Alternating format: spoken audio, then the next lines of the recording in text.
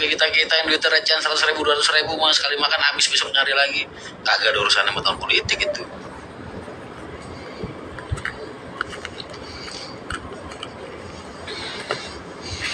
Tapi ngaruh juga ke masyarakat.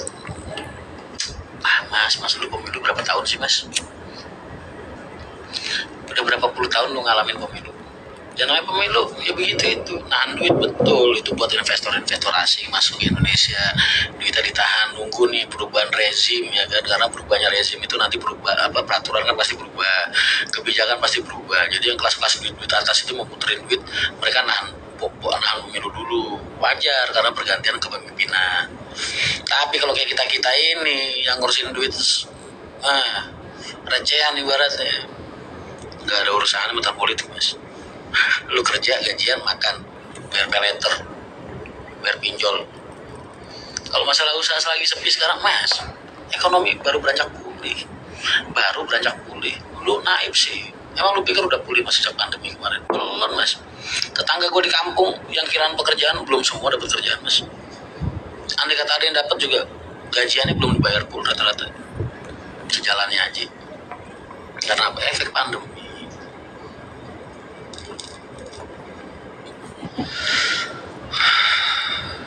Kita lagi beranjak pulih, bukan sudah pulih. Karena kemarin gue bikin postingan, masa gak tercerahkan?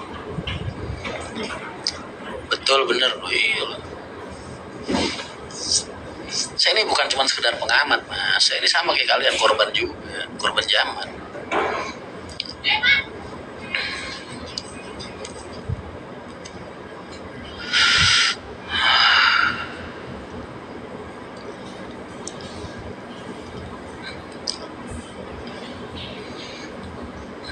Makanya bersihlah, jauhin judi online.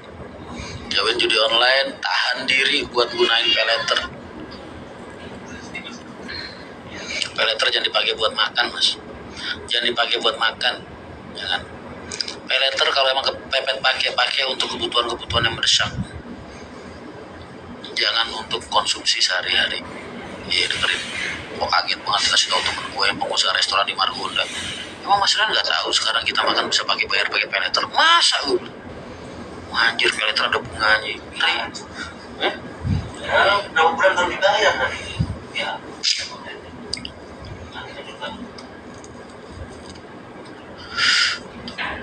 Kalian kalau untuk makan jangan pakai peleter lah.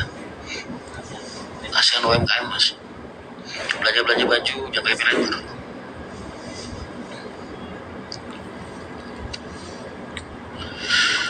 Malam Pak Bos.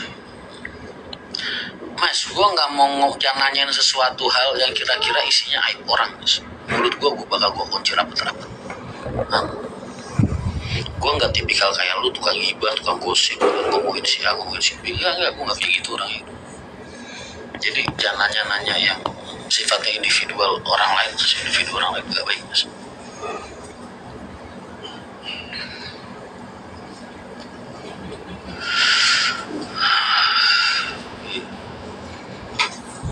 Jadi jangan pernah menanyakan individu orang lain kepada gue yang sifatnya itu masalah.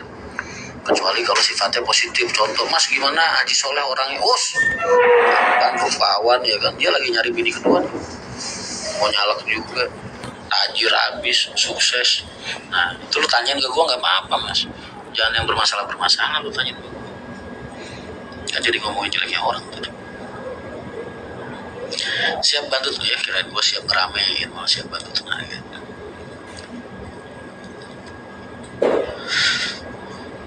Gue tuh pengen kalian belajar mengisi mulut kalian, hati kalian, pikiran kalian, otak kalian, hati kalian dengan hal-hal yang baik mas. Hal-hal yang positif. Yang negatif buang. Jauhin, jangan dipikirin. Andai kata terlintas di kepala lu, buang. Jangan diucapin lewat mulut. Isi sama yang positif.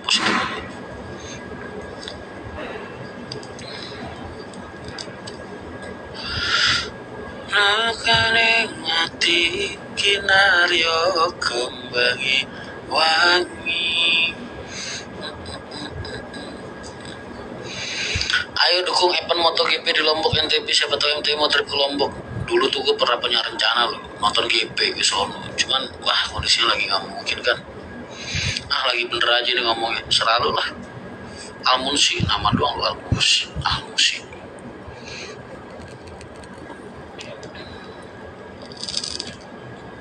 Bagaimana tentang Haji Rian Mahendra bin Haji Arianto? Jadi ceritanya mas, 40 tahun silam, tepat hari Rabu Kliwon. Terus gue Rabu Kliwon ya bener itu. Gue sama kayak Pak Harto lah.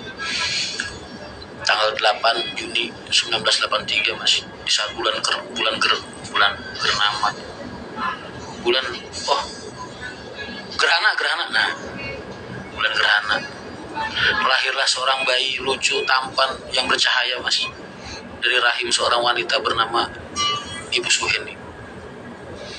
Bayi ini ketika lahir udah kelihatan mas, kalau kelak dia bakal jadi orang yang penting dan hebat mas. Dia nggak ngerepotin mas, dia keluar dari rahim langsung nyari gunting, motong tali pusarnya sendiri mas, dibersihin sendiri sama dia. Perawat serumah sakit langsung geromboli dia mas, berebut pengen ngegendong.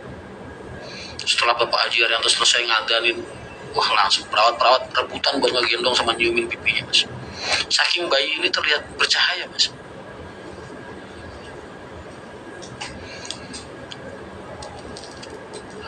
Itu lahirnya aja udah sensasional kayak gitu. Ibaratnya kalau kata Zeus sensasional. Itu baru lahirnya doang mas.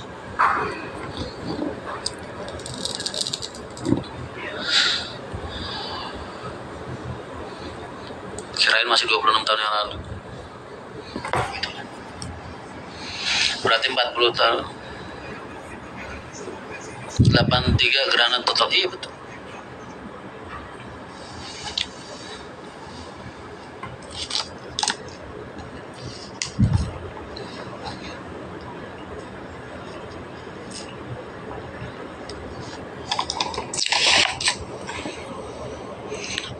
Bini gua nge-share pengajian dong.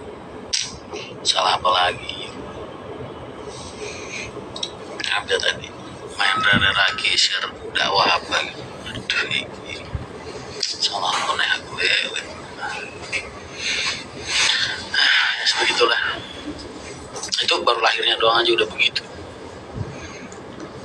Nah, gue cerita lahirnya doang aja.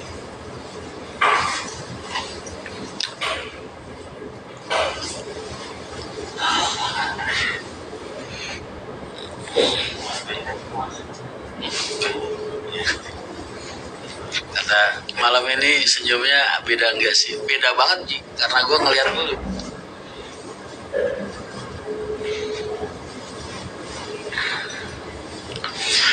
Mas lu nggak ceritain apa sama Alin? Kan gue udah bilang Alina Tristiani itu ketika hamil mas, itu nggak boleh ikut gue mas, karena itu cucu pertama, ditahan sama sama nyokap gue almarhum, ditahan di Jakarta mas, di Tangerang. Gue dibuang ke Kudus sama Pak Haji, bini gue ditahan di sono 2003 mas. Jadi wah, bini gue hamil tuh gue bener-bener sedih mas, karena nggak direpotin sama dia. Biasanya kan orang kalau lagi hamil ya ngerepotin, ya kan ngidam inilah ngidam itu udah mas. Kakaknya Topan itu yang namanya Iwan, sepupu gue, malam-malam gue keluar rumah mas, dia telanjang di kolam ikan. Gue tanya, lu ngapain biji? Istri saya mas, istri bojoku nang bojomu aku meteng ngidam ngongkon aku udo renang karo iwak di depan kamar gue. Kan ada kolam ikan koi mas. Gue jam 1 malam mas keluar kamar pengen minum, pengen ngelilir, ngeliat dia telanjang berenang di situ bareng ikan koi. Kata gue, lu ngapain? Ternyata bininya ngidam, minta dia telanjang renang bareng ikan koi. Dilakuin mas, kan goblok ya. Ngidam tuh yang masuk akal aja. Beliin juwet kayak, beliin jeruk, beliin anggur, ngidam, wajar. Berenang telanjang tengah malam bareng ikan koi, kalau dikira orang tumbal pesugihan gimana?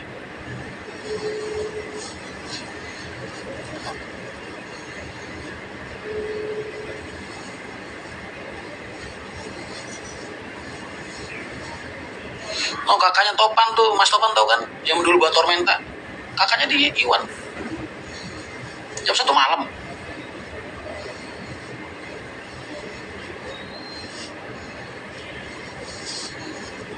Real nggak cerita, astagfirullahaladzim. Gue tuh kalau cerita sama kalian nggak pernah gue tambah-tambahin mas, karena bercerita bohong agar terlihat lucu pun itu sebuah dosa.